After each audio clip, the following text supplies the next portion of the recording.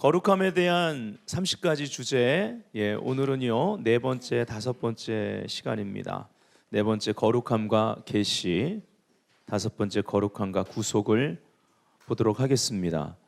우리가 지난주에 3가지를 봤습니다. 첫 번째 부르심과 거룩함, 그 다음 거룩함을 위한 하나님의 준비, 세 번째 창조와 거룩에 대해서 봤습니다. 부르심도요 거룩으로 완성되는 거죠. 그리고 창조도 예수님의 창조의 역사를 보면 바로 7일째 안식하시며 그 날을 거룩하게 하셨습니다. 그래서 창조의 완성도 거룩이었습니다. 이걸 다른 말로 말하면 완성이란 단어는요 우리가 무엇을 목적으로 목표로 해야 되는지를 정확히 말해주는 거예요.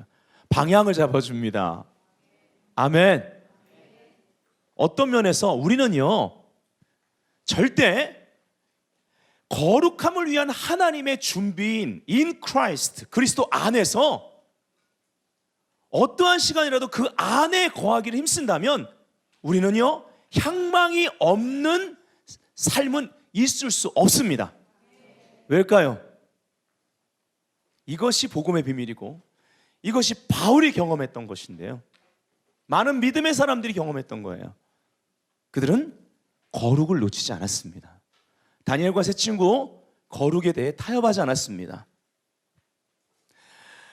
다니엘은 새 정권이, 즉 새 왕이 다 갈아치움 받는 시간에도 2인자의 자리를, 그 권세의 자리를 그대로 지킬 수 있었습니다. 비결이 무엇입니까? 거룩입니다. 정권이 바뀔 때, 왕들이 다 갈아치워질 때 그 밑에 있는 사람들은 자기들의 방향을 그 전에 정합니다. 어디 줄 서야 되지? 내가 어떻게 해야지 죽음을 면할 수 있고, 어떻게 해야 이 부귀영화의 자리, 이 위치를 내가 계속 유지할 수 있지? 근데 그건 크리스찬의 모습이 아닌 거예요. 다니엘과 세 친구의 방향은 오직 거룩이었습니다. 그러니 사자굴에 들어가서 사자 입을 봉하시고, 아멘. 세상 왕보다 더 뛰어나신 예수 그리스도 왕이 실제인 것을 드러내고, 그 세 친구들도 우상에게 절하지 않고 풀무불에 들어갔는데 거룩을 지키니 그 거룩의 불이 풀무불보다 더 뜨거워. 맞불 놔버리면 아무것도 아닌 거예요. 그래서 거기서 예수 그리스도 경험하지 않습니까? In Christ, 거룩함을 위한 하나님의 준비. 거룩을 지켰더니 그 준비, 하나님의 준비인 예수 그리스도 안에 있으니 풀무불도 머리카락 하나 태울 수 없다. 우리의 방향이 거룩이라면 온전한 사랑이 두려움을 내어 쫓습니다. 진정한 사랑은 거룩에서 오는 거예요.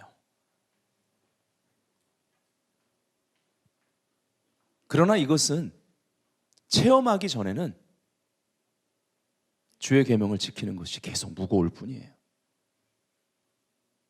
거룩은 우리의 방향입니다. 향방 없다고 하지 마세요. 왜 그런 줄 아세요? 옆 사람에게 말해 줍시다. 당신은 성도입니다. 다시, 당신이 성도입니다 이러면 안 돼요. 제가 성도입니다 그렇게 하라고 그랬잖아요. 다시요. 할렐루야. 그래서 하나님의 거룩함을 위한 준비인 그리스도 안에서, 누구든지 그리스도 안에 있으면 새로운 피조물이라, 이전 것은 지나갔으니 보라 새 것이 되었도다. 거룩은 이전 것을 잘라냅니다. 할렐루야. 거룩은 그 어떤 멍에도 나를 올가매지 못하게 합니다. 거룩은 우리로 전진하게 합니다. 사람의 생각과 하나님의 생각이 너무 다른 거예요. 요셉이 거룩을 지켰더니, 저는요 진짜 천국에 가면 요셉한테 꼭 물어볼 거예요. 어떻게 애굽 여자를 만나고 그 애굽의 문화 속에서 온통 주술천지인데 어떻게 거기서 거룩을 지켰냐고. 꼭 물어보고 싶어요. 와, 얼마나 하나님과 친밀했으면 그걸 지킬 수 있을까요? 그걸 지켰으니까 하나님의 음성을 명확히 듣고 하나님 모든 걸 합력화해 이루시는 그 중심에 있었다는 거 아니에요? 예, 이론적으로 답은 알 것 같아요. In Christ. 거룩함을 위한 하나님의 준비, 모든 것을 합력화해 선을 이루는 그 중심에 있었어요. 아멘. 합력화해 선을 이루느니라 하고 나서 로마서 8장 29절에 마다들의 형상을 닮게 하기 위하여 나오죠. 예, 아멘. 그분을 닮게 하기 위하여입니다. 목적입니다. 그래서 요셉은요, 나이와 상관없이, 서열과 상관없이 성경을 보세요. 하나님은 네가 맏아들이다. 아멘. 요셉이 실지장자였습니다. 실질적인 분깃을 받는 것과 권세는요, 그의 역할은요, 역사 가운데 그가 장자예요. 예. 그래서 더블 포션, 그의 두 아들이 12지파에 두 분깃을 감당하지 않습니까? 거룩함을 위한 하나님의 준비 안에 있으면 어떤 시간에도 이전 것은 지나가고 보라 새 것이 되었도다. 새로운 지혜가 옵니다. 새로운 소망이 있습니다. 새로운 능력, 기름 부음이 옵니다. 새로운 계시가 옵니다. 새로운 비전 가운데 다시 살아납니다. 아멘. 이 거룩함을 공부하는 게 저와 여러분 모두에게 흥분이 돼야만 합니다. 예. 할렐루야. 예. 그래서 new creations, 우리가 new라는 단어, new는요, 성경을 잘 보세요. 이것은요, 홀리와 연결되어 있습니다. 성경에서 새, new 이런 의미는요, 우리의 삶 가운데 거룩이 표현돼야 된다는 것이고 거룩함을 위한 것입니다. 새 사람은 그래서 계속 거룩해져야 돼요. 성화가 굉장히 중요합니다. 베드로전서 1장 15절부터 16절을 읽겠습니다. 오직 너희를 부르신 거룩한 이처럼 너희도 모든 행실에 거룩한 자가 되라. 이쯤 되면 이제 마음이 눌리죠. 근데 그 뒤에 기록되었을 때 내가 거룩하니 너희도 거룩할지어다 하셨느니라, 이렇게 나옵니다. 여기서 우리를 부르신 분의 명령뿐만 아니라 약속을 봐야 됩니다. 여기 명령입니다. 내가 거룩하니 너희도 거룩할지라 라고 기록되었다는 거죠. 레위기에 그렇게 기록된 것을 베드로가 얘기합니다. 그런데 그 뒤에 베드로는 얘기하는 거예요. 너희를 부르시는 이는 미쁘시니 어떻게 알 수 있습니까? 베드로는 예수 그리스도를 알고 있었습니다. 그분의 죽으심과 부활하심, 승천하심을 경험한 자입니다. 그분은 신뢰할 만하다. 그가 또한 이루시리라. 아멘. 거룩은 너희 안에 착한 일을 시작하시니까 그리스도 예수의 날까지 이루시리라의 그 착한 일, 선한 일, 절대 선의 일을 행하시는, 우리 안에서 행하시는 예수 그리스도의 일입니다. 거룩하신 분 성령님의 일입니다. 아멘.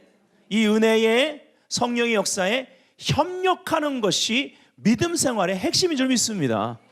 아멘. 자, 오늘은 거룩함과 계시, 거룩함과 구속을 볼 거예요. 네 번째, 홀리네스 네 번째, 거룩함과 계시.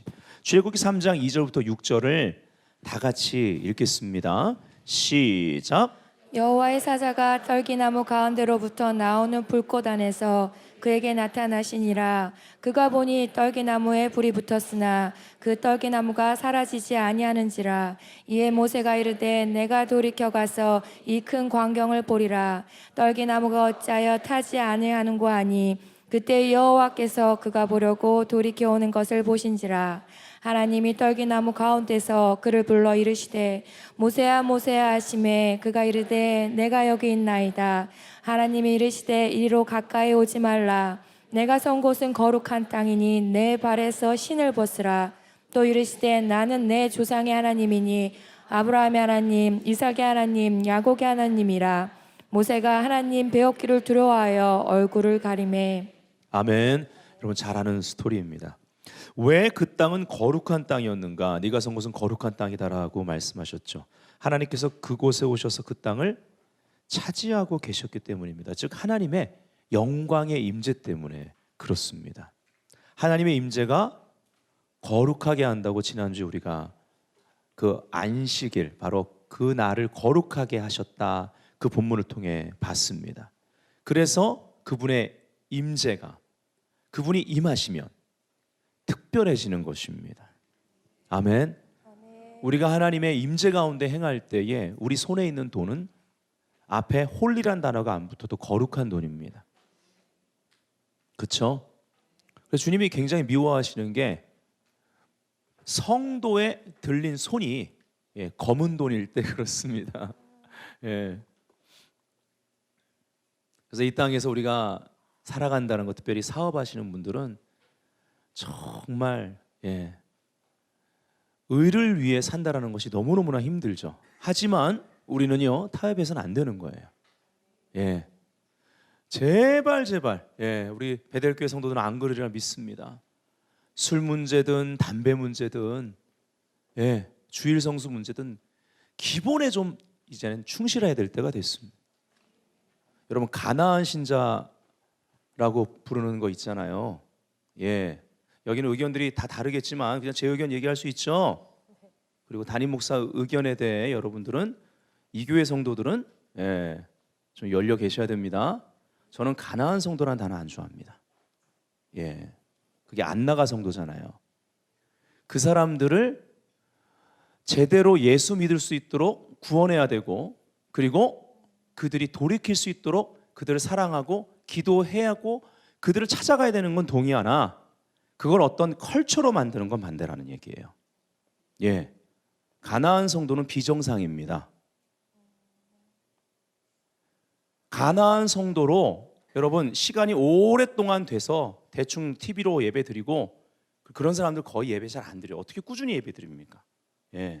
여러분, 가나안 성도 중에 구원받지 못한 사람이 대다수예요. 예전에 교회 다녔고 내가 옛날에 직분자였다라는 거는 무의미합니다. 진짜예요. 교회를 열심히 다녀도 넘어지는데요. 열심히 다녀도 그렇게 어려운데요. 그런 분들은 구원의 대상이에요. 그리고 예수 믿고 제대로 믿고 다시 돌아와야 됩니다. 그래서 그들을 위해 중보하십시오. 그러나 가나안 신자라는 단어를 마치 유행처럼 퍼뜨리는 것은 저는 반대입니다. 성경에서 강조하는 것과 상당히 거리가 멀어요. 잠깐 제가 그 부분 얘기했습니다. 자, 하나님의 임재로 특별해지는 거예요. 성도들이 있는 환경은 결국 그 성도 때문에 특별해져야만 합니다. 그들의 사랑 때문에, 그들의 섬김 때문에, 그들의 지혜 때문에, 그들의 행동 때문에, 그들의 표정 때문에, 어떤 문제가 터졌을 때 그들의 반응 때문에 그것이 점점 성화되어 가야만 합니다. 아멘. 그 말은 그들의 모든 표현이나 선택이나 그들의 그 무엇으로 인해서 하나님이 임하시는 것이 더 강화된다는 것이죠. 다르게 말씀드릴게요. 여러분, 귀신 들린 사람 주변은요 점점 어두워지고 사악합니다. 실질적으로 여러분이 귀신 들린 사람의 집안을 가보면 지저분합니다. 제가 지난주에 청년부에서 잠깐 간증했는데요, 간증을 하진 않겠습니다. 저희 그 위에 윗집에 저 귀신 들린 사람이 살았었습니다. 옛날에 제가 부교육자로 있을 때. 그래가지고 귀신 들린 사람이 얼마나 지저분하게 살고 얼마나 그 삶이 정말 그 무시무시해요, 여러분. 그래서 제가 저희 집에 제 아내 혼자 있거나 애들만 있을 때는 얼마나 불안한지 몰라요. 나중에 그 집 나가거나 청소하는데요, 쓰레기차가 와가지고 지게차로 그 쓰레기 내려는데 그 똥 묻은 그 신문지랑 종이랑 막 방마다 가득하고, 여러분 그 베란다 문을 닫았는데도 그 밖에서 내리는데 얼마나 냄새가 지독한지요. 그 반대로 생각하자고요. 반대로 생각하는 거예요. 귀신 들린 사람이 아니라 성령 들린 사람, 이렇게 표현하면 이상하니까, 근데 그냥 여러분이 이해가기 쉽게 한 거예요. 이제 바꾸겠습니다. 우리 어떻게 말해요? 성령 충만한 사람. 그냥 나 하나 위로받고 나 하나 좀 이렇게 견고해지고 나 하나 좀 기쁘고 내 마음 평안하기 위해서 성령 충만이 있는 게 아니고 우리 반경이 성화돼야 되기 때문에 그렇습니다.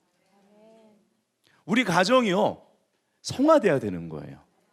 네, 부모님 저 애들 문제 생기면 애들 방에 가서 좀 우리 자녀들 사랑하시잖아요. 애들 방에 가서 시간을 구별해서 기도하셔야 됩니다. 그 역사가 확실히 있어요. 애들이 들어와서 달라요. 그거 맨날 그거 때린다고 애들이 게임하던 애들이 게임 안 하겠습니까?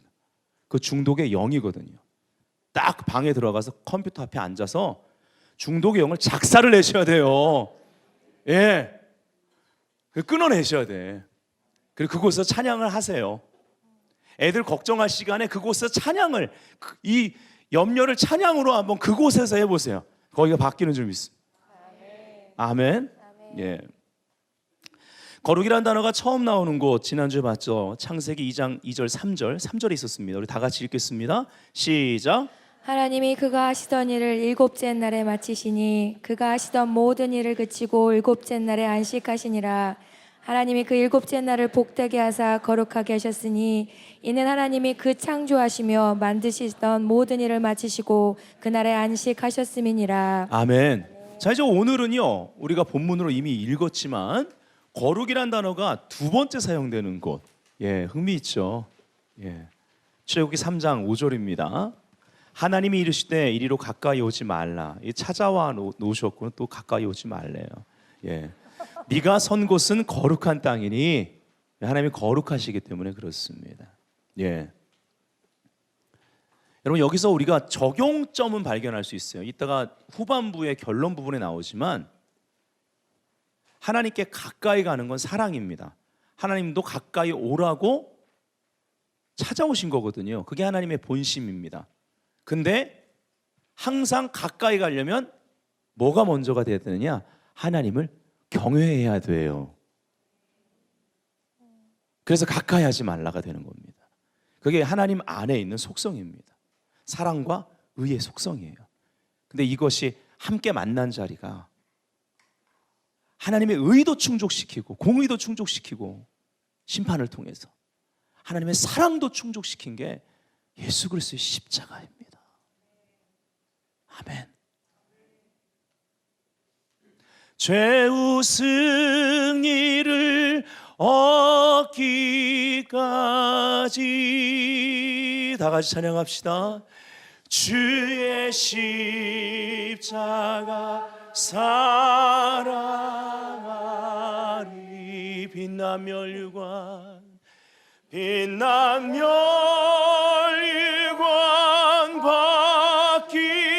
받기까지 험한 십자가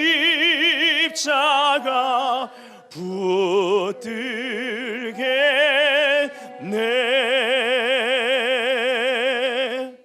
메들리로 그냥 십자가를 질 수 있나. 메들리 하고 싶지만 시간이 많이 부족해.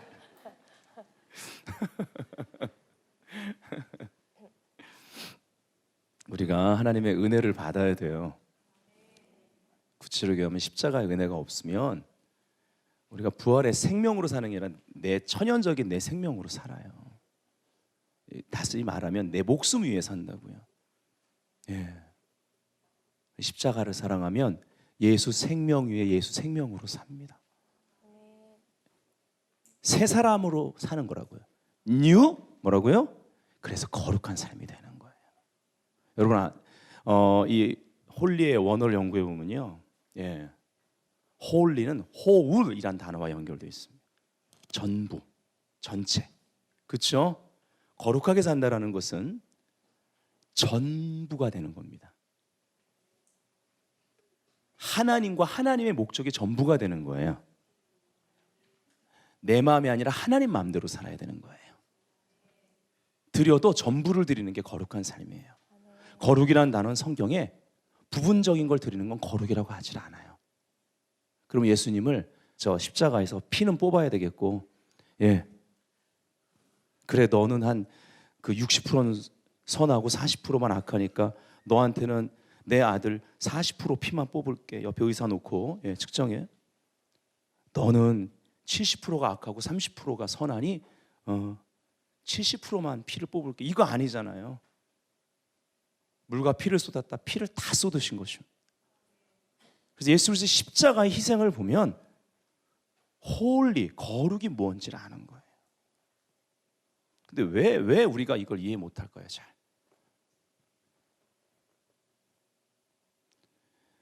십자가의 체험이 없거나 약해서 그렇습니다.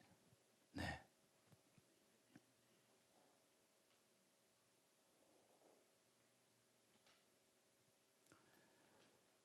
성도들이 있는 곳은 거룩해 돼야 하며 특별해져야 한다라는 것이죠. 그곳에서 하나님은 얘는 내 백성이야. 나의 소유된 백성이야. 그걸 드러내시는 겁니다. 자, 보세요. 우리가 그곳에 하나님의 왕국, 하나님의 나라가 임하는 걸 선포한다는 건 어떤 의미가 있느냐? 바로 얘 건들지 마. 얘 내 백성이야. 이 말은 그분이 왕으로 오신 거예요. 아멘. 이 분위기가 뭐냐? 거룩의 분위기입니다. 그 분위기를 만드는 자들이 성도라니까요. 아무리 강조해도 지나치지가 않습니다. 우리가 그분의 소유된 백성이라는 것, 거룩한 백성을 말하는 거예요. 거룩한 분위기를 만드는 백성입니다. 자, 거룩의 진정한 정의는요, 거룩에 대해서 우리가 정말 무지할 때가 많습니다. 그냥 조금 다르게 사는 것, 조금 선하게 사는 것을 거룩이라고 할 수 없습니다. 그러면 계속 비교하게 돼요. 예. 이런 비교 우위라면 예수님이 죄가 없으신 하나님의 아들이 십자가를 지실 필요가 없는 겁니다. 예. 모든 사람이 죄를 범했으면 하나님의 영광에 이르지 못하더니, 그러니까 비교할 수 없는 거예요. 이거는 비교 우위가 아닙니다. 존 딕슨이 이런 말을 했습니다. 거룩함의 반대말은 죄 많음이나 악함이 아닙니다. 거룩함의 반대말은 평범함입니다. 그래서 거룩이란 단어는요, 헬라어나 히브리어를 연구해 보면 평범한 것으로부터 구별되다, 기준치 이상으로 솟아나다, 이런 의미가 그 안에 내포되어 있습니다. 우리가 다르게 얘기하면 로버트 하이들러 박사는 이거를 특별하다라고 얘기를 해요. 로버트 하이들러 박사님의 거룩에 대한 글을 좀 읽어볼까요? 다 같이 시작. 거룩해지는 것은 평범한 것으로부터 구별되는 것이자 어떤 것이 거룩하다면 그것은 특별한 목적을 위해 구별되는 것이고 특별한 대접을 받을 가치가 있는 것이다. 어떤 것을 거룩하게 다룬다는 것은 그것을 존귀하게 다룬다는 것이다. 거룩한 삶을 사는 것은 선하게 살거나 다르게 사는 것이 아니라 존귀하게 여기는 것이다. 특별한 것을 특별하게 대접해 주는 것이다. 아멘. 우리 옆 사람에게 당신은 존귀하고 특별합니다 해보세요. 뒷사람에게도 해보십시오. 네, 할렐루야.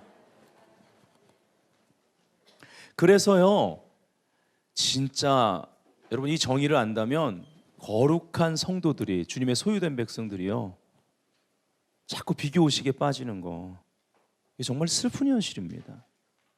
낮은 자존감, 이거 슬픈 현실입니다. 사실 이게 만들어진 게 가정 환경인 거죠, 사실은. 네. 특별히 자기 연민, 이거는 사단의 엄청난 공격입니다. 자기 연민에 빠지시면 안 되는 거예요. 아멘.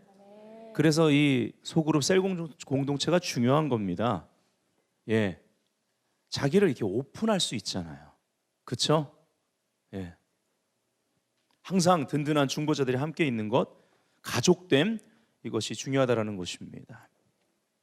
모세는요, 여기 참 재미있는 것은 바로 이 거룩을 두 번째 꺼내시는 자리, 지금 보니까 평범하지 않다, 아주 특별하고 존귀하다라는 의미가 안에 숨어 있는데, 두 번째로 거룩을 계시하실 때, 첫 번째는 나를 구별하실 때 계시하셨고, 그러니까 사람 중에서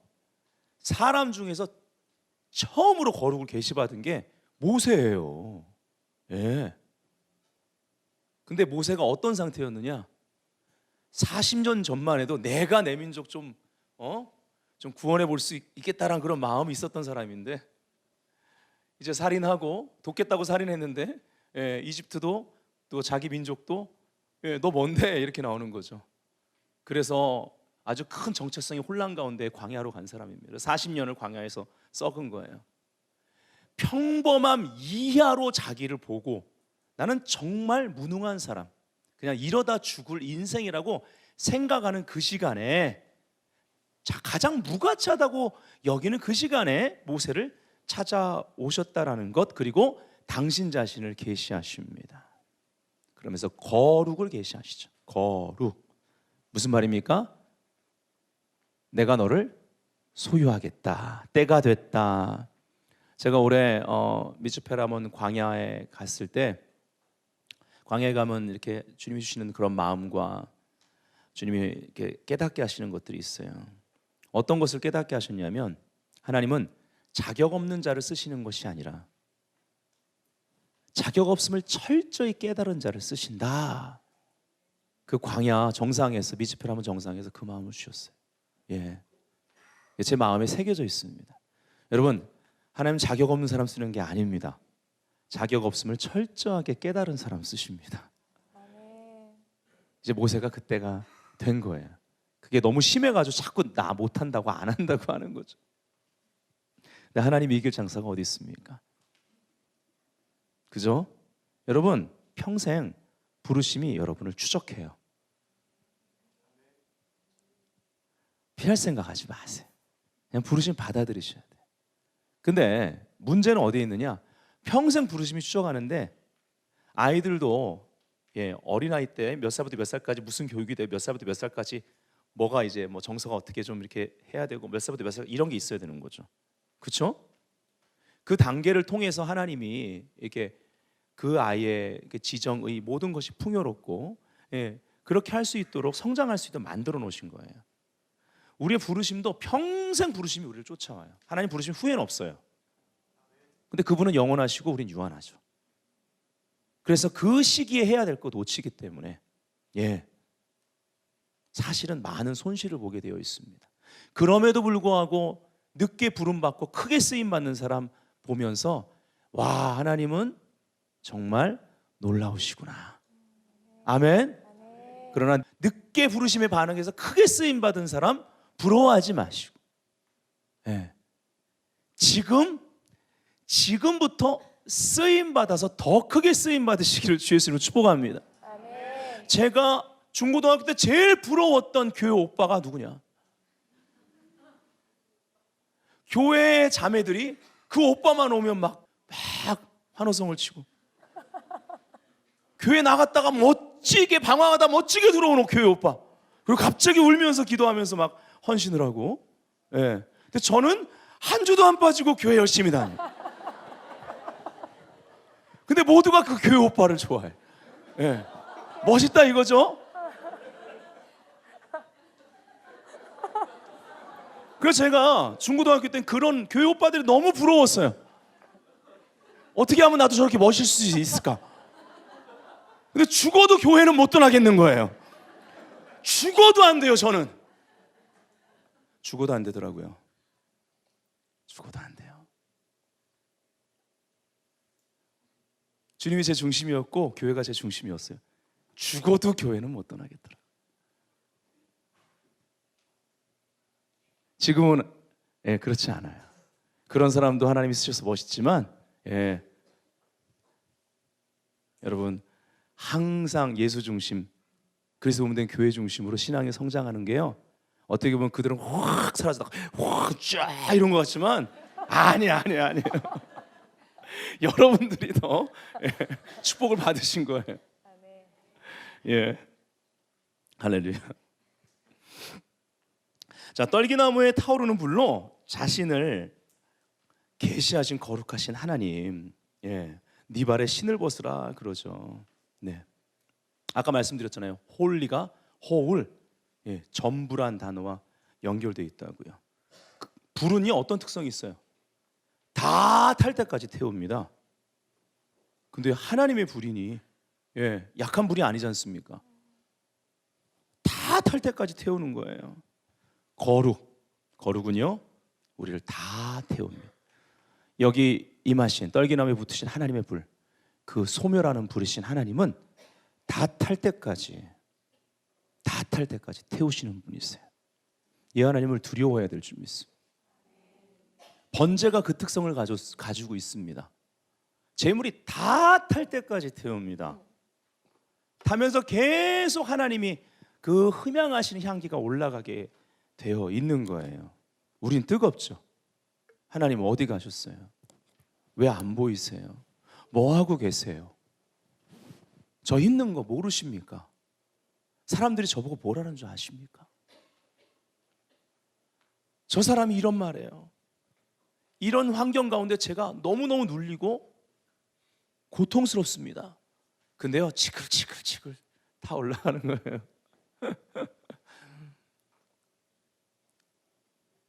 거룩한 삶은요, 예수 그리스도 안에서 초자연적인 믿음을 우리에게 줍니다. 근데 그 안에 그러한 상황에서 이 내면 깊은 곳으로 구원받은 사람, 구속함을 입은 사람들, 이제 그 다음 우리가 공부할 게 다섯 번째 구속과 거룩함에 대해서 보잖아요.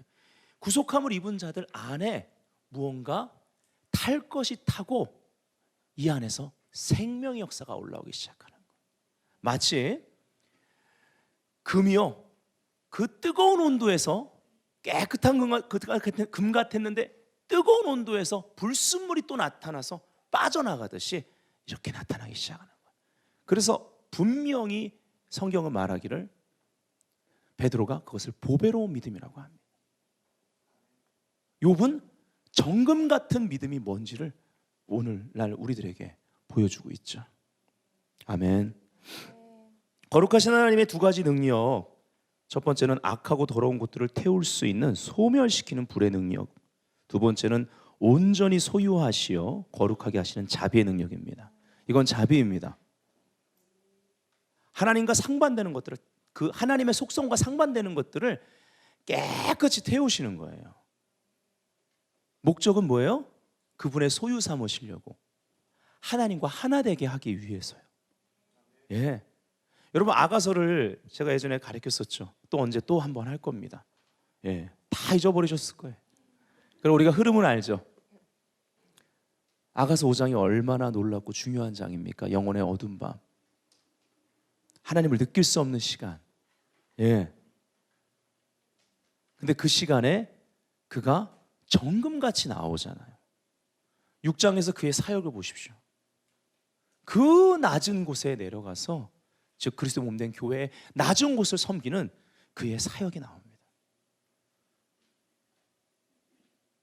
마지막 챕터인 8장에 가면 그 무엇도 빼앗아갈 수 없는 사랑의 불로 인쳐진 신부의 모습이 나옵니다.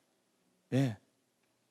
오히려 어떤 재산이나 명예나 그것들을 주면서 그 사랑을 뺏으려고 하면, 타협하게 하면 오히려 그 사람이 멸시를 당하리라, 부끄럼, 창피를 당하리라, 그렇게 말해요. 신부죠. 그렇죠? 예수 그리스도의 신부입니다.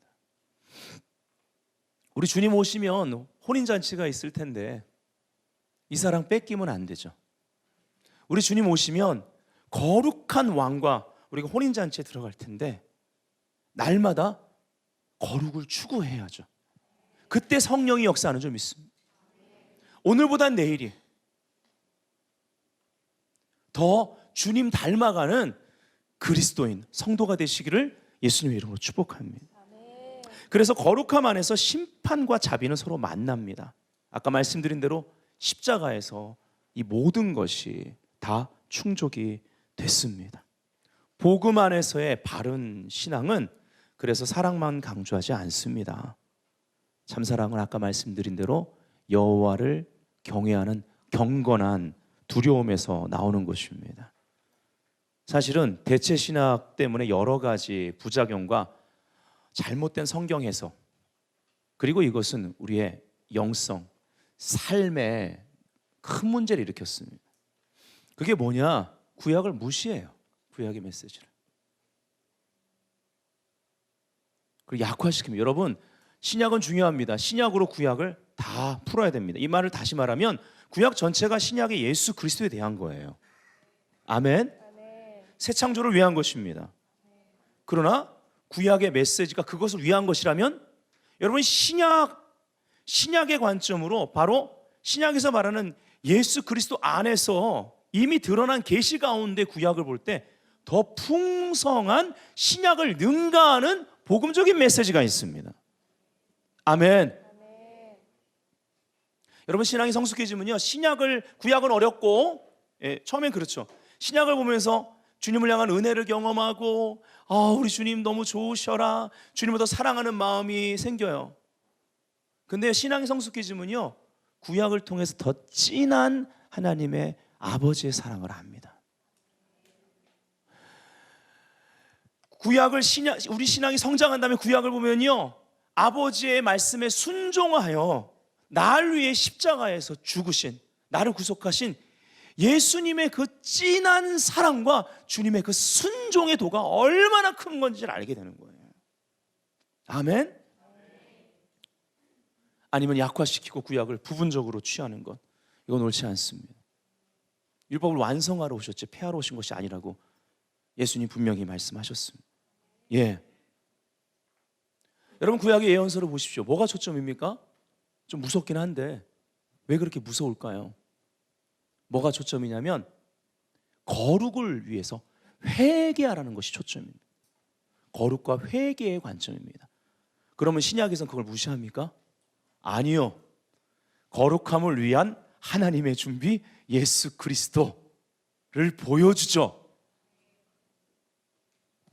자, 예언의 기능, 제가 예언학교도 합니다. 신약적인 예언을 가르칩니다. 신약시대 예언의 기능, 격려하고 용기를 주고 믿음을 주고 위로하고 세워주고 권면합니다. 근데 그것의 목적은 구약과 같습니다. 거룩을 위한 것입니다. 그래서 그걸 통해서 하나님의 사랑에 반응하여 돌이키는 회개의 열매가 당연히 있어야죠. 네.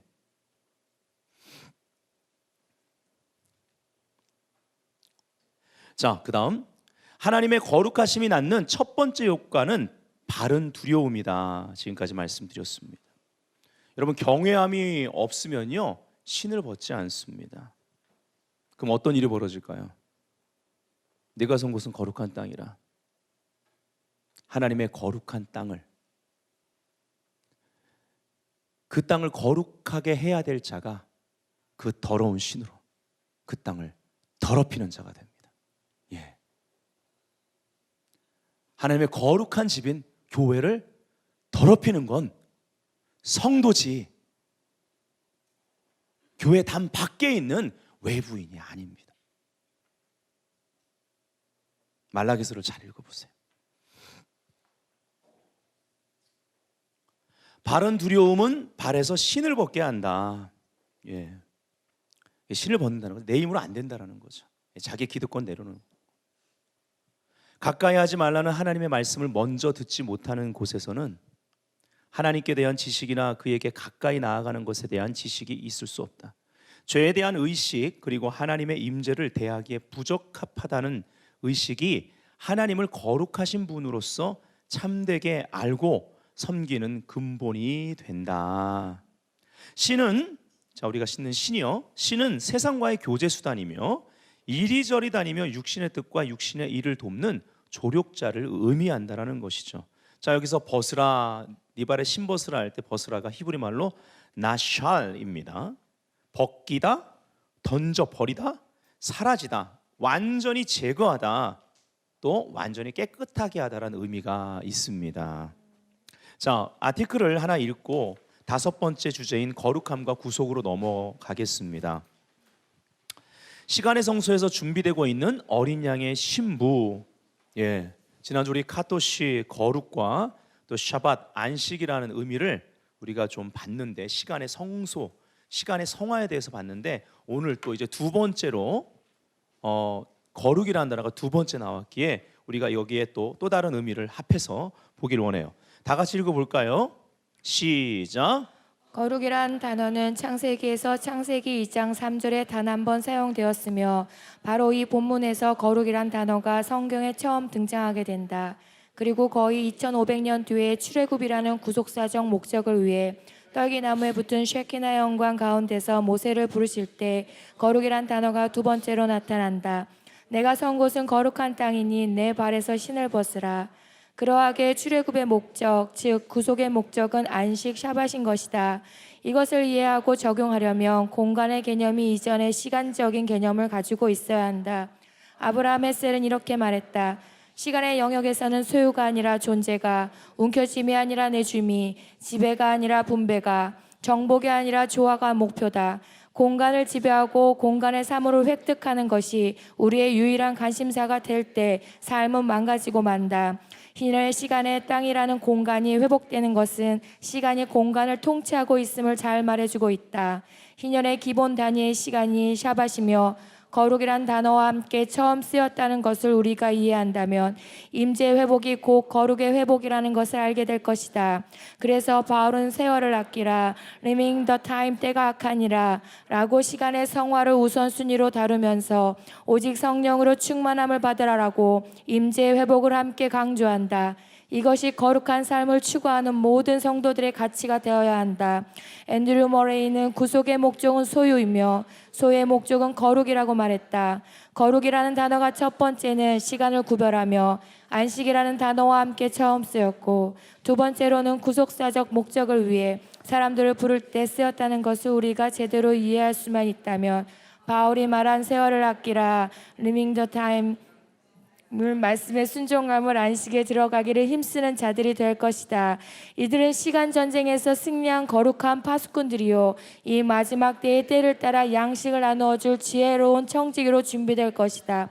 보라, 시간의 성소에서 준비되고 있는 아름다운 어린 양의 신부를. 그러므로 우리가 저 안식에 들어가기를 힘쓸지니 이는 누구든지 저 순종하지 아니하는 본에 빠지지 않게 하려 함이라. 그러므로 우리는 국률하심을 받고 때를 따라 돕는 은혜를 얻기 위하여 은혜의 보좌 앞에 담대히 나아갈 것이니라. 아멘. 그래서 이 마지막 때, 이 시간의 성소에서 어린 양의 신부가 준비되고 있기 때문에 이 마지막 때 교회의 두드러진 정체성은요, 그리스도의 신부가 되어야만 합니다. 거룩한 신부. 자, 홀리네스 다섯 번째, 거룩함과 구속입니다. 레위기 11장 45절, 나는 너희의 하나님이 되려고 너희를 애굽 땅에서 인도하여 낸 여호와라. 무슨 말입니까? 애굽 땅에서 인도했다라는 건 구속이죠. 그렇죠? 구속했다. 근데 목적이 뭐예요? 너희의 하나님이 되려고. 구속의 목적이 소유다라는 거죠. 그러면서 뭐라고 그래요? 그 소유의 목적을 말합니다. 내가 거룩하니 너희도 거룩할지어다. 자, 이사야 43장 1절도 너는 두려워 말라, 내가 너를 구속하였고 너를 지명하여 불렀나니, 구속의 목적 너는 내 것이라. 아멘. 오직 구속만이 거룩함에 이르게 한다. 만약 내가 거룩함을 구하고 있다면 나는 내가 하나님의 소유로서 구속함을 입은 자라는 것을 분명하게 그리고 충만하게 체험하지 않으면 안 된다. 아멘. 자, 여러분, 너희를 애굽 땅에서 불러낸 여호와다 할 때, 이 애굽에서 불러내실 때 출애굽이라고 우리가 하죠. 마지막에 어떤 사건을 통해서 마지막 이제 재앙이 일어날, 열 번째 재앙에서 중요한 걸 다루시죠. 바로 유월절 어린 양의 피를 발랐습니다. 문설주에. 그렇죠? 바로 예수 그리스도의 보혈에 대한 예표입니다. 유월절 어린 양의 피로 말미암아 그들이 출애굽이 가능했다라는 것이죠. 피값 주고 우리를 사셔서 그분의 것이 되게 하셨다. 구속의 경험은 그래서 이들로 하여금 그 어린 양의 보혈로 말미암는 구속의 경험은 광야로 나아가서 계속 그들이 기억해야 될 것이었습니다. 아멘. 생명으로 바꿔낸 것이기 때문에. 그리고 약속의 땅에, 물론 그들은 이제 다 광야에서 죽고 여호수아 갈렙만이 다음 세대를 이끌고 가서 그 가나안 땅을, 약속의 땅을 밟습니다. 밟고 나서 뭘 기념했죠? 그때도 유월절을 기념했습니다. 즉 너희들은 내 것이다 라는 거죠. 너희들이 생명을 줘서 피값 주고 산 내 것이라는 것을 절대 잊지 마. 그리고 그 땅에서 나의 소유된 자들로서 그 땅을 거룩하게 만들어라. 그 목적으로 거룩한 전쟁을 싸우게 하는 것입니다. 여기에 인본주의적인 생각을 할 수가 없는 거죠. 그래서 인본주의가요, 경관진입니다. 인본주의가 자체가 나쁜 것이 아닙니다. 그것을 하나님을 대적하는 하나님의 차원을 땅의 차원으로 끌어내려는, 여러분 하와가 왜 유혹에 들어갔습니까? 너 저거 먹으면 하나님같이 될까 봐 그렇게 유혹한 거예요. 정말 그런가? 이 사단의 유혹하는 방법이 뭡니까? 사람의 생각 차원으로 끌어내린 거예요. 그렇게 끌어내린 겁니다. 이게 인본주의가 하는 일입니다. 그래서 인본주의가 사단의 손아귀에 들어가서 교회 가운데 들어오면요, 큰 문제를 일으키게 되어 있는 거예요. 예수 그리스도의 보혈의 가치를 떨어뜨립니다. 예. 아유, 그렇게까지 하는 건 아니지, 그런 거예요. 아유, 뭐 그렇게까지 해. 그리고 세상이 악해지면 악해질수록 그거에 맞춰서 상황 윤리로 가져가는 것이 교회 안에 들어온 인본주의의 분별입니다. 그건 분별이 아니에요. 유혹에 넘어가는 거지. 그래서 인본주의가 미혹을 가져오는 거예요. 세상이 악해지면 악해질수록, 아이고 옛날에 근데 요즘 야 여기 우리 상사도 장로인데 그러더라, 뭐 나 옛날에 신학했어, 이렇게 나오는 거예요. 예. 거기에 그냥 넘어가요. 그걸로 안위를 삼아. 왜요? 합리화하는 거죠. 안위라는 것은 합리화, 거짓 평화죠.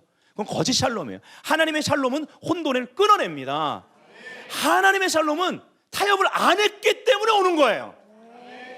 아멘. 하나님의 샬롬은 사람을 두려워하지 않습니다. 두려움에 기인한 행동을 최대한 우리 삶 가운데 바른 성화의 과정은 하나님을 두려워함으로 성화가 일어나기 때문에 사람을 두려워해서, 환경을 두려워해서 반응하는 생각과 말과 행동들이 계속 가지쳐지는 거예요. 이게 진정한 성화입니다. 이게 내 삶에 있는지를 봐야 되는 거예요.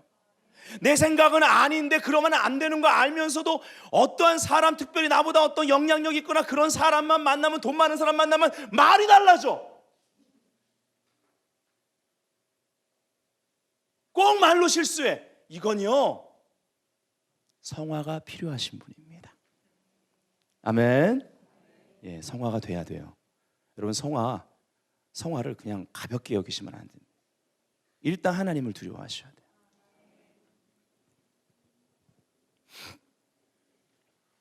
구속의 목적은 소유이며 소유의 목적은 거룩이다. 아멘. 레위기 20장 26절, 너희는 내게 거룩할지어다. 이는 나 여호와가 거룩하고 내가 또 너희로 나의 소유를 삼으려고. 아멘. 너희를 만민 중에서 구별했다. 아멘. 그래서 베드로후서 1장 3절 4절 보면요, 우리를 신의 성품에 참여하는 자가 되게 하려고 우리를 구속하셨다라는 것, 예, 나옵니다. 우리들은 그 피를 거룩한 길의 입구에서 만난다. 이사야 35장 8절 9절 다 같이 읽겠습니다. 시작. 거기대로가 있어 그 길을 거룩한 길이라 일컫는 바 되리니 깨끗이 못한 자는 지나지 못하겠고 오직 구속함을 입은 자들을 위하여 있게 된 것이라. 우매한 행위는 그 길을 범치 못할 것이며 거기는 사자가 없고 사나운 짐승이 그리로 올라가지 아니하므로 그것을 만나지 못하겠고 오직 구속함을 얻은 자만 그리로 행할 것이며. 예, 따라합시다. 오직 구속함을 입은 자들. 오직 구속함을 입은 자들을 위하여고, 또 마지막 우리가 읽은 마지막 부분은 오직 구속함을 입은 자만 그리로 행합니다. 거룩한 대로를 아무나 간다고 생각하시면 안 돼요. 그럼 거룩한 대로를 가는 자들 하나님이 여기 약속하십니다. 그들은 어떤 자들입니까? 어떤 걸 약속했어요? 사나운 짐승이, 예, 해할 수가 없습니다. 그래서 우린 그 길의 중심부로 가야 돼요. 가장자리로 가면 안 됩니다. 가장자리, 이 길 밖에요, 가까이 붙어서 으르렁거리고 있습니다. 어떻게든 이 길에서 벗어나게 하려고. 여러분, 어차피 우리 신앙의 여정, 그 길 가는 거, 부르심의 길 가는 거 중심부로 가는 교회 되자고요. 아멘. 우매한 자가 못 가요. 즉 하나님의 계시를 받아야 갈 수 있는 거예요. 거룩한 대로니 거룩하신 하나님의 그러한 계시를 받아야만 합니다. 이 거룩함에 대해서 창세기부터 계시록까지 우리가 관통하면서 거룩에 대한 계시를 받자고 이렇게 모인 거 아니겠습니까? 아멘. 부르심의 완성도, 새 창조의 목적과 완성도 거룩이라면 이거보다 더 중요한 것이 어디 있습니까? 아멘.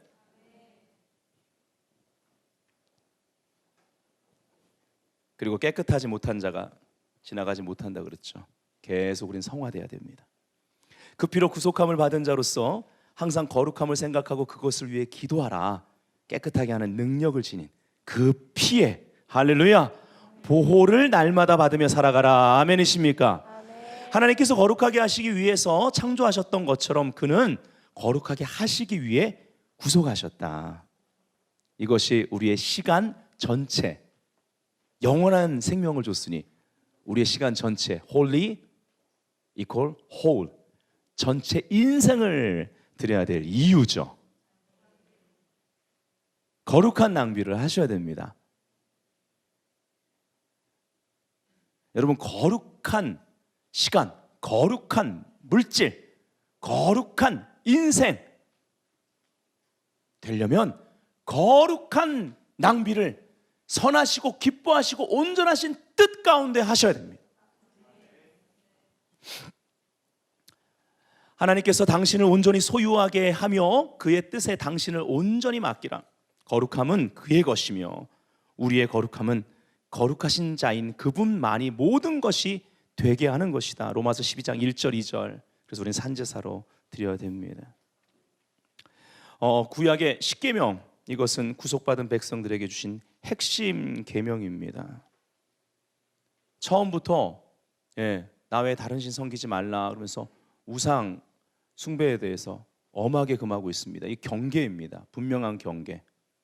부모와 자녀에 있어 그 권위를 넘어서지 않는 것에 대한 분명한 경계도 말씀하시죠. 시간에 있어서 시간을 지키는 분명한 경계 말씀해 주시는 거예요. 그렇죠?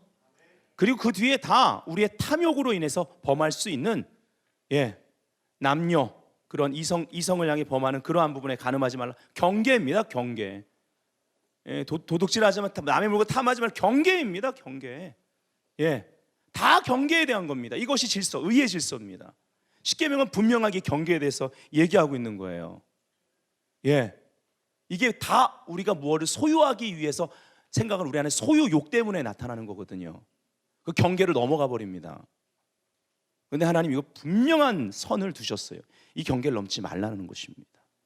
이 십계명의 내용이 핵심이 이거예요. 즉 구속의 목적은 소유다. 내가 너를 소유했다. 아멘.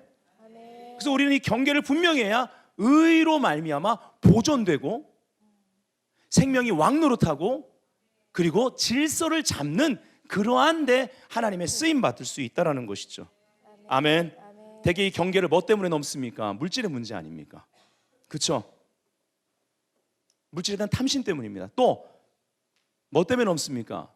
제일 문제가 된 게 예언사역이죠. 영적 탐닉입니다. 내 안에 깨끗하지 않은 가운데 거룩이 최우선의 목적이 되지 않는 상태에서 하는 예언, 은사 받았으니까 예언을 하는데 자기도 망치고 그걸 또 자기 안에 씻김받지 못한 내 탐심을 따라, 영적 탐닉을 따라 거짓 평화를 얻기 위해서 뭔가 잘 돼 보려고 기복적으로 달려드는 그 예언을 받기 원하는 사람 통해서 이것이 다 변질되는 거예요. 이것 때문에 경계를 넘습니다. 근데 이 경계를 넘으면 되게 위험한 거예요. 이 경계는 은사 부분에 있어 경계를 넘으면, 여러분 초자연적인 세계가 얼마나 무서운 세계인 줄 아십니까? 선 하나만 넘으면 양신이 역사하는 거예요. 거룩을 지키지 않으면 귀신의 상륙장이 만들어집니다.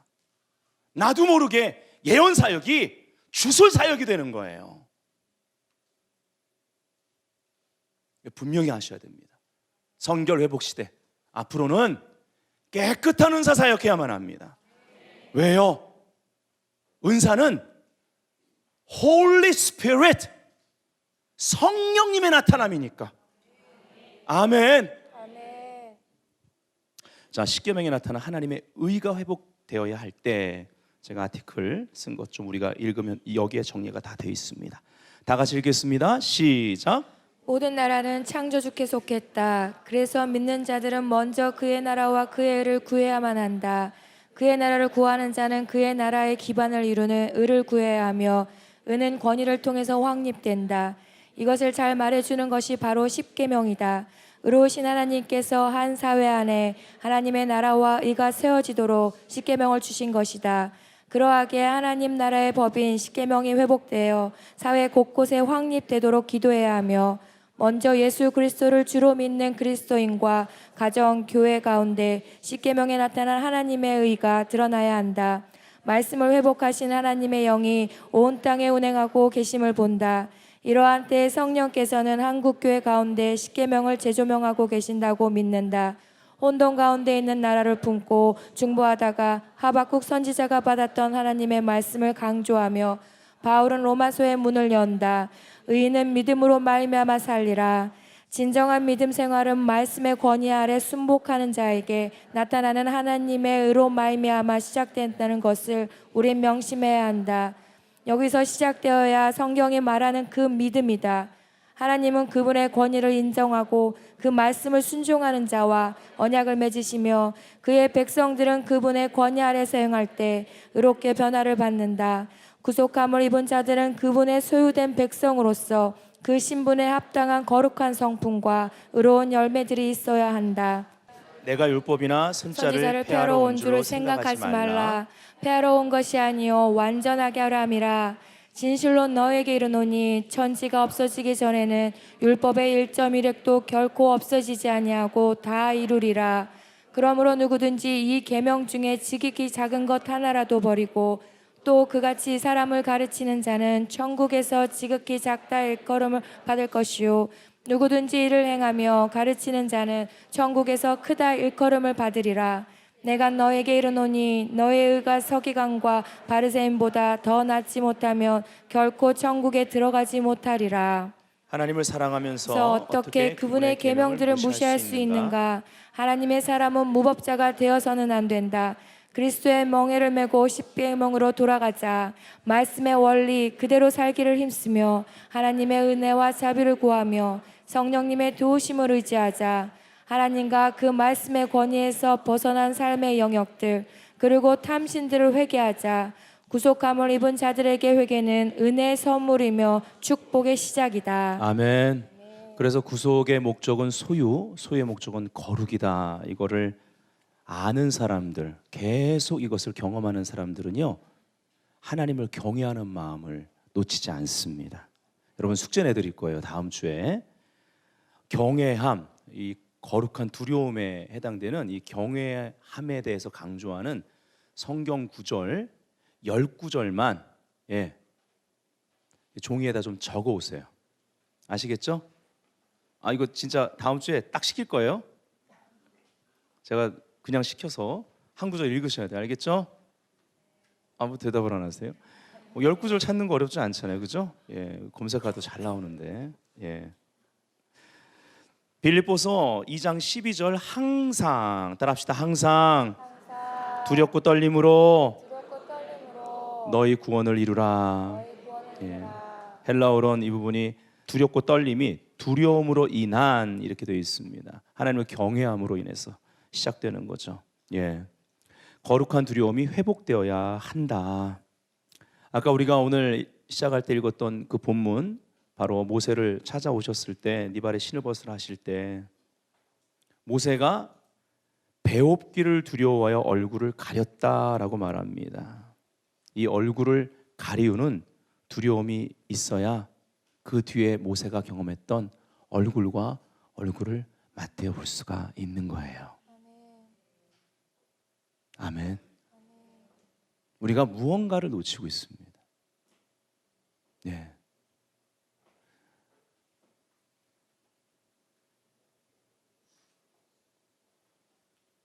특별히 성령 사역 안에서 우리가 놓친 게 있어요. 하나님을 경외하는 거.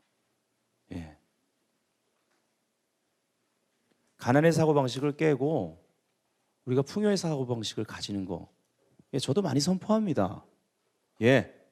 많이 선포했습니다. 제가 그거 가리킨 영상 클릭수 장난 아닙니다. 많은 사람이 영향 주고 있습니다. 그런 축복을 우리 교회는 그동안 받았습니다. 앞으로 더 받기 원합니다.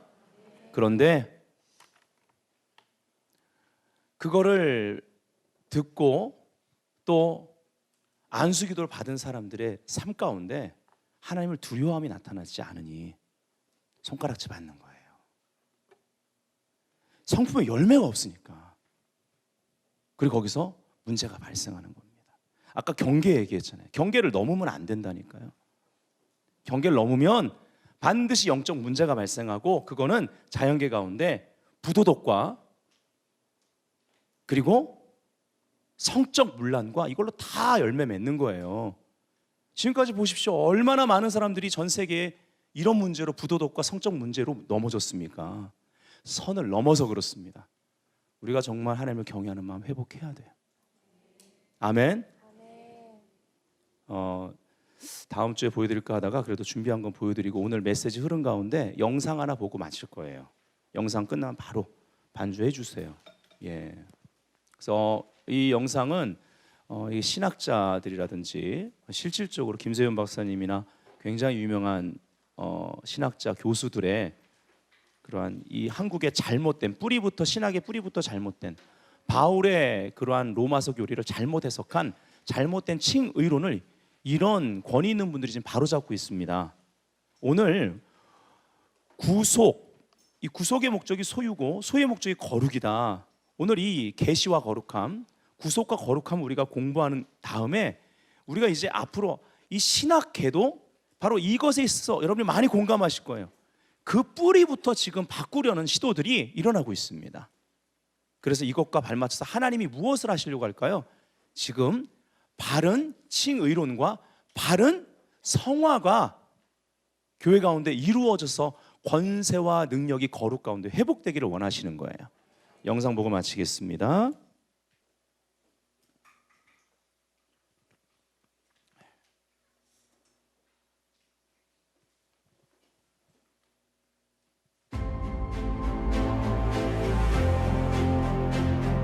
구원파를 이단이라고 정죄한 한국의 대다수 스스로 정통이라고 주장하는 교단의 목사들의 복음 선포가 사실상 구원파 신학이에요.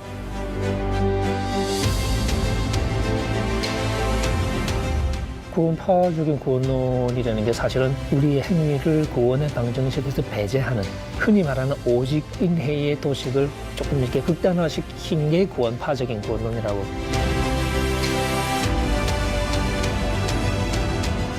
한 번 칭의 혹은 한 번 구원받으면은 그 사람의 삶 윤리와 관계없이 영원한 칭의 구원이 되는 것처럼 그렇게 가르치는 그 같은 구원파적인 구원론은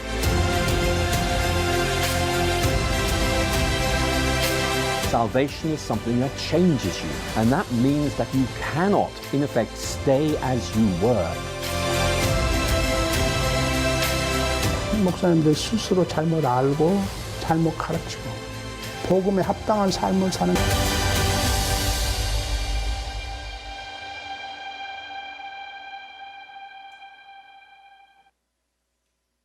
현대교회가 안고 있는 참 큰 고민거리가 하나 있습니다. 그것은 구원 인플레 현상입니다. 구원 인플레이션 현상이에요. 인플레가 뭔지 아시잖아요? 돈을 많이 찍어내면 나중엔 돈 가치가 없어져 인플레가 되잖아요. 교회에서 말이죠, 구원을 너무 손쉽게 이야기하는 거예요. 당신 예수 믿습니까? 믿습니다. 당신 구원받았군요. 막 너무너무 쉽게 이야기하는 거예요. 입으로는 예수 믿는다고 하지만 실제 그 내면에 진정한 변화가 있는 사람인가를 체크를 하지 않아요. 정말로 과거의 죄를 다 주님 앞에 회개하고 새 삶을 시작했는지에 대한 증거를 정확하게 점검하지를 않아요. 그저 입으로 예수 믿는다 하고 교회만 열심히 다니면 다 잘 믿는 사람인 줄 알고, 당신 구원의 확신이 없으면 당신은 믿음이 그만큼 잘못된 것입니다. 그러므로 구원의 확신을 가지십시오 하고 억지로 구원의 확신까지 강요하는 이상한 상황이 되어버렸어요. 기독교의 구원, 기독교의 은혜를 너무 쉽게 받는 것으로 착각하기 때문에 자기가 신앙이 좋고 반드시 구원받는다고 믿고 있는 사람들이 점점 많아지는데, 그 가운데는 착각에 빠진 사람들이 한두 명이 아니라 그 말이에요.